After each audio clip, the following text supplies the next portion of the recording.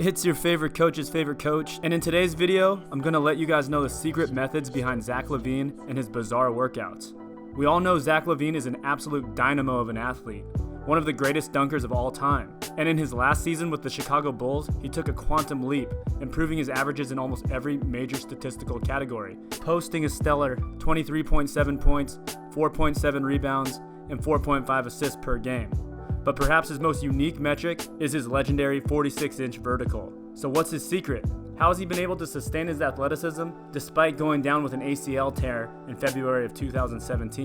After watching some of his recent workouts on Instagram, it was apparent to me that Zach Lavine not only trains hard, but he trains intelligently.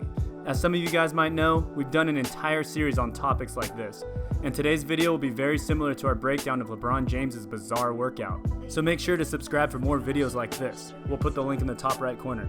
Anyways guys, let's take a look at this tape and break it down. First, I think it's important to note that Lavine is training in the Sports Science Lab in Irvine, California. This training is heavily influenced by Marinovich's style, which focuses on muscle equilibrium and fast-twitch muscle development over muscular hypertrophy, a paradigm seldom seen in the basketball community. If you haven't seen ESPN's 30 for 30 about him, the Marinovich project, it's definitely worth checking out. Marinovich has trained world-class athletes like BJ Penn, Troy Polamalu, and Tyson Chandler, to name a few. The reason I mention this is because I studied under Nick Curson, a protege of Marinovich. Like I've said before, Curson is the best in the industry, and he's trained the likes of Kurt Suzuki, Rafael dos Anjos, and Lyoto Machida, so I have to give credit where it's due.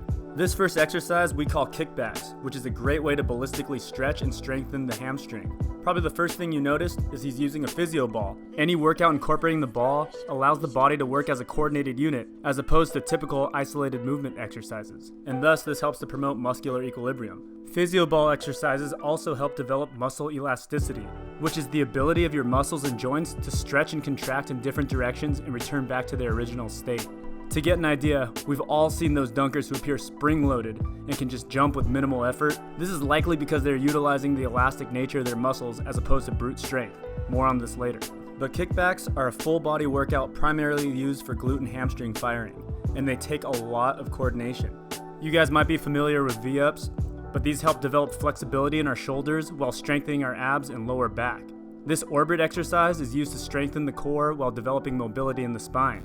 At this point, you might be wondering, how are these whack-looking exercises making you jump higher? As mentioned earlier, these definitely help strengthen your core. For the muscles in your limbs required in jumping to fire at their max force, they need something stable to stretch off of. So developing a stable core is essential for optimizing your vert. Let's reverse engineer this further. As Paul Fabritz of PJF Performance says, your spine has to be the first thing that you develop in your core. Your spinal cord is an extension of your central nervous system, the system that, in basic terms, controls and coordinates all of the activities of our body. If the core isn't stabilizing the spine, the CNS will protect itself by not allowing you to utilize maximum output. So if you have a fixed spine or a weak core, you're not reaching your athletic potential.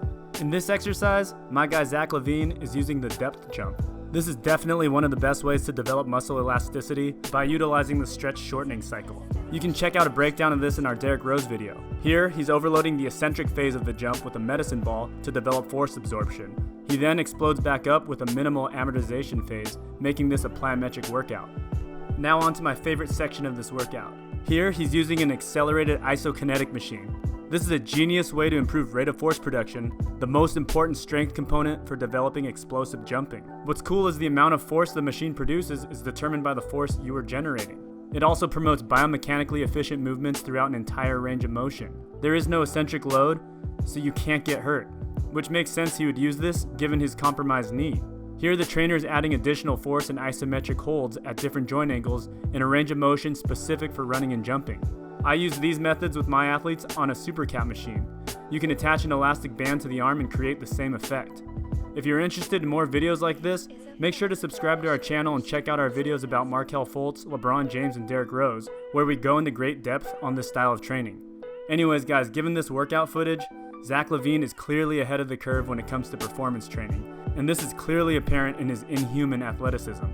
The basketball community is a very stubborn and short-sighted one, with deeply rooted beliefs and fundamentals. Many players I've worked with at the highest levels are still unwilling to try exercises like this, and this is because they believe in archaic training protocols, and they also focus too heavily on appearance over results, another flaw of this culture. Hopefully guys like Lavine and LeBron and their training styles will help this community evolve. Anyways guys, as always, please like, subscribe, and share, and we'll see you on the next one. Thanks for watching.